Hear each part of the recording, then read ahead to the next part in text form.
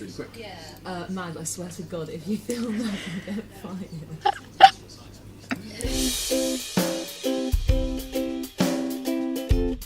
Hey guys! Seeing as it was International Women's Day yesterday, and I'm out of a job, I thought I would make this video. And yes, you've read the title correctly, I don't want to be a scientist anymore. Not true! That's impossible! But I should explain. So for those of you who have been following me for a while, you'll know that I did my PhD in 2015 and have now done 2 postdocs. And these postdocs were in my research field of bioengineering. Now I've loved research. I've loved working in a lab, working in a really exciting field and finding out some amazing things and networking with some amazing scientists. But going further in an academic career, I'm finding just isn't for me. And actually isn't for quite a few people. Typically, to become a professor, you need to go through a few stages. First of all, you need to do your PhD and then do a few postdocs to gain experience in a research group, in the lab, in your field of expertise. A postdoc typically lasts anywhere from between a year to 3 years. These projects are generally on a fixed term contract basis, which means that if you're doing a few of them in your career, you might need to move around institutions, maybe even countries. This can be pretty hard. The instability, the fluctuations in wages, it can be pretty tough. If you're a woman doing a postdoc and you want to start a family, this might be inconvenience. Now generally in the UK, institutions are good at supporting women who want to do this and have a career break to have a family. And my first postdoc was actually a maternity cover. But there's always worries about how employable you are as a woman of a certain age who potentially wants to start a family, in all sectors, not just academia. You'll then become a lecturer, so this is where you'll start doing independent research, forming your own group, taking on PhD students, and really becoming a notable individual in that scientific field. And if you're good enough, and lucky enough, you'll get your senior lectureship position, be able to expand your group, expand your reach into the scientific field, and then, potentially, you could become a professor. But it's really becoming a professor that is the hardest thing. And less than 0.5% of people who do a PhD will actually become a professor. So why is this? Institutions will only have one professor of a certain thing. So a professor of synthetic biology, a professor of astrophysics. Basically, there aren't enough jobs. And there are a lot more people now doing PhDs than there are places available. What's more is that you don't generally fire a professor. That's kind of a position generally for life, or until the professor wants to move on to another institution or another job. But if you've done a PhD and you don't want to go into academia, it's not all bad news. A PhD gives you so many transferable skills as well as technical skills. And these transferable skills are really useful to go into different sectors and other areas other than academia. And just speaking from personal experience, some of the people that I've done my PhD with have gone into so many different areas of science. From industrial research, to medical writing, consultancy, project management, teaching. There's so many different options. And for me, I'm really not sure. I know I want to stay in science. I'm not ready to let go of being a scientist just yet. And my previous venture into poetry didn't turn out so well. There is the colour red in me, a rich colour representing blood. Anger strikes like lightning into my soul, going deeper and deeper, bursting to erupt like a volcano, waiting to strike, waiting, waiting. So right now what I'm doing is looking at different jobs and seeing what I take to. That kind of seems like a sensible option. And as part of that, I decided to do an internship at the Science Media Centre in London. So here is a day in the life of an intern at the SMC. Oh my god. It's far too early. The Science Media Centre is an independent press office for science based in London. And to tell you a bit more about it, here's Fiona Fox. So I'm Fiona Fox. I am the Chief Executive of the Science Media Centre, and we were established in 2002 in the wake of a number of major science stories that were considered by the scientific community to have gone wrong. So the scientific community got together and recognised that it had to get much more effective at engaging with the public through the mass media and being part of the debate. They're not keen to dominate the debates or win the debates, but we really do believe that the public discussing issues like vaccination and new technologies need to hear from the scientists who are developing these technologies and have the best evidence and knowledge about them. The way we fulfil our remit is that we have a database of 3,000 eminent scientists. We always recruit more senior scientists who publish in peer-reviewed journals, who work for respected scientific institutions, who are really kind of well known for being a leading figure in their field. And there are three main services that we offer to national news journalists. One is breaking stories, so that could be Fukushima, Ebola, Zika, floods, the horse meat crisis, volcanic ash, Charlie Gard, Grenfell Tower. So these are really big media stories that everybody will remember for many years, where science was either at the heart of the story or was a significant element.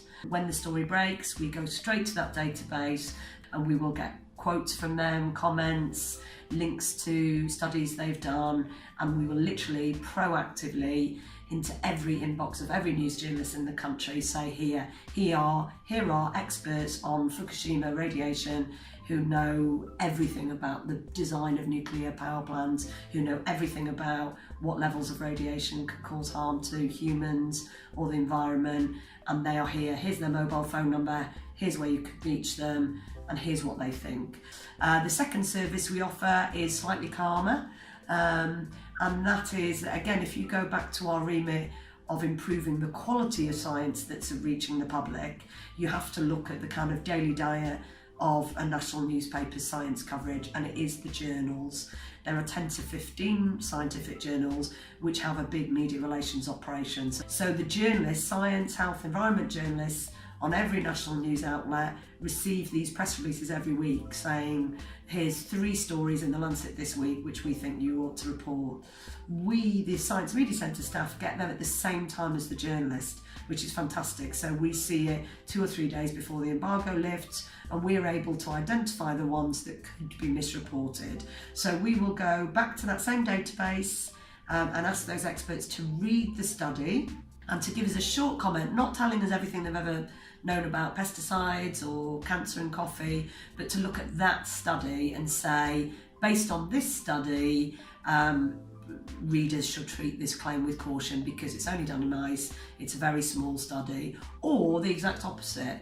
So these comments really are putting this new study into the wider context of other studies and really telling the journalist, should this be on the front page or should it be on page 5 with the caveats emphasised? So that's the second. And then our final service that we offer news media is press briefings, and that can be a range. It can be a background briefing on a really topical issue that we think the journalist would benefit from hearing from 4 or 5 experts, or it can be, like with the Lancet study today on antidepressants, a study that's already in a controversial area, is very complex, is a large data set, is statistics heavy, and just the opportunity to get 10 journalists in a room and the authors sit and explain, answer their questions, it always results in better quality coverage.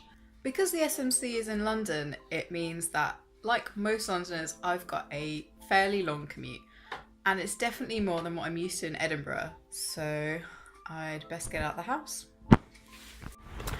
Today should be fun because we've got a press briefing on antidepressants.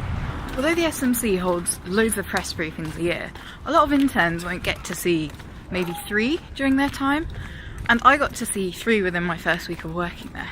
Press briefings are cool as well because you get to meet the journalists behind the stories in some of the main newspapers.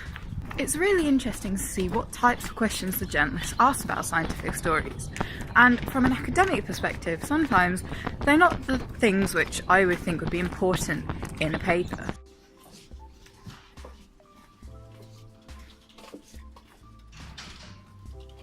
Morning. Morning. How you doing? One of my first jobs as an intern is to do a press summary. So that involves going through all the main newspapers and looking at all the science stories that they have in them, and then summarising them, sending them around to the press officers so they can get a gist of what science stories are in the news. Oh, hello. Well, we've got a briefing today. Some of the most fun we have at the SMC. And what's today's on? Today we have it on antidepressants. For press briefings, my job is to stand by the door and let people in, and then take their names down and note all the journalists so that the press officer chairing the session can see who's here. I'm Ed Sykes and I'm Senior Press Manager here at the Science Media Centre. This morning we ran a press briefing on antidepressants. It was, for us, a definite briefing that we wanted to do because antidepressants are such a controversial topic. There's lots of coverage in the media about whether they do more harm than good, whether they're not no more effective than placebo, whether the side effects are kind of overbearing and things, and it's one of those cases where the public really misses out if they get the wrong information. So this is a piece of research that's been 6 years in the making and was looking at over 500 trials and collating all the data together.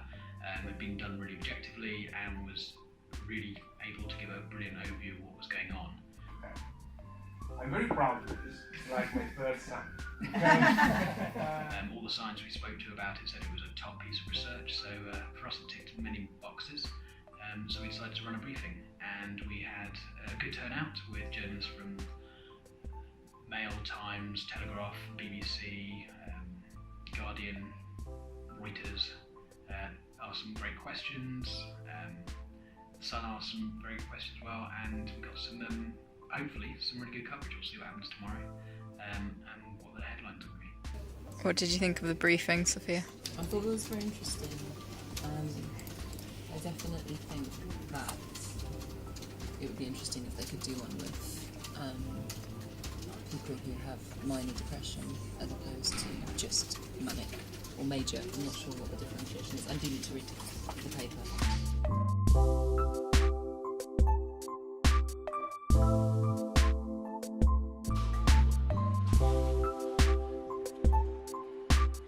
So, I finished a master's in the summer and did an internship back in October at the SMC, the same one you're doing. Yep. And then I went away and did another internship, some other stuff. And then a 6-month contract to be operations assistant here came up. And I applied and got it and started back in January. Enjoy's massive phone. Hold that up to your face. It's ridiculous.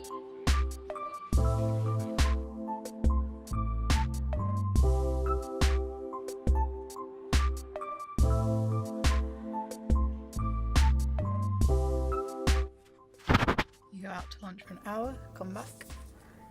17 emails. As well as the cool stuff that you get to do as an intern in the SMC, you've still got to do the obligatory tea run.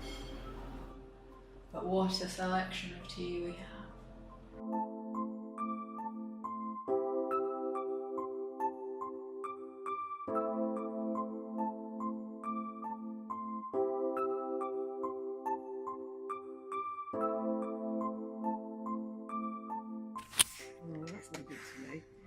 It's 5 o'clock, I'm done for the day, and now I'm off to meet an old friend.